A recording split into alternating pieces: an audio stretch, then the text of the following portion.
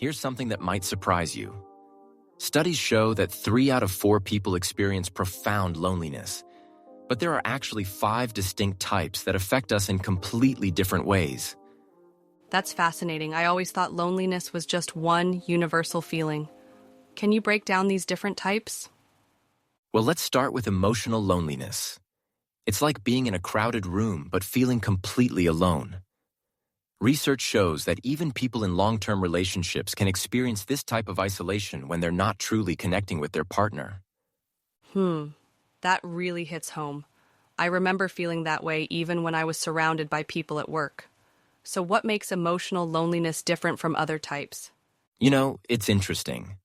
Emotional loneliness is specifically about missing that one person who gets you, while social loneliness is about feeling disconnected from groups in general.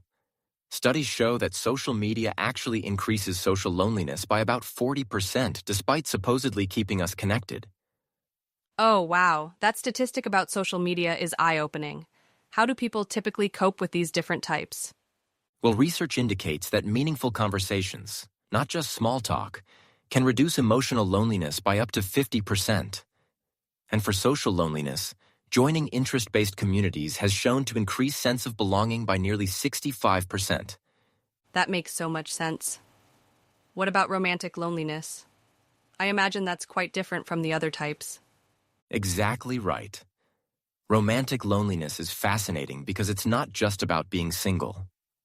Studies show that up to 30% of people in relationships still experience it.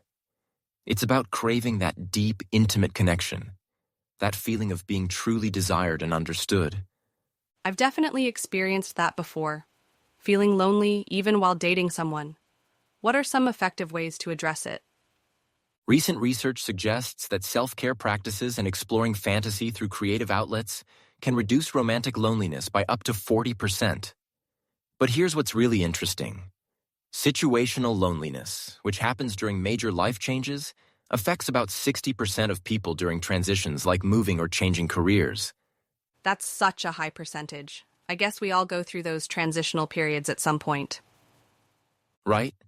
And what's fascinating is that situational loneliness typically lasts 3 to 6 months, but people who establish new routines within the first month report a 70% faster adjustment period. So what about this concept of self-loneliness? That seems like such a unique form of isolation.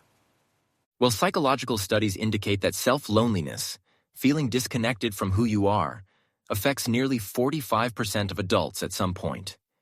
It's like being homesick for yourself, if you can imagine that. That's such a powerful way to describe it. How do people typically find their way back to themselves?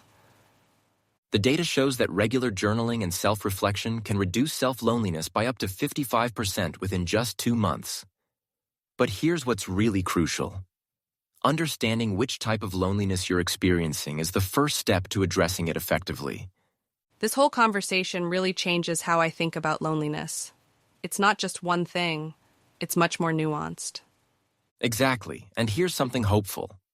Studies show that people who understand these different types of loneliness are 80% more likely to take effective action to address it. It's not a permanent state. It's more like a signal that something needs attention. That's really encouraging. It takes away some of the stigma when you think about it that way. And you know what's really interesting? Research indicates that acknowledging and addressing loneliness can actually lead to stronger relationships and better self-awareness in the long run. It's like emotional growing pains. That's such a powerful perspective to end on. It turns loneliness from something to fear into something we can learn from. Absolutely right. The key takeaway from all this research is that loneliness, in any form, isn't a character flaw.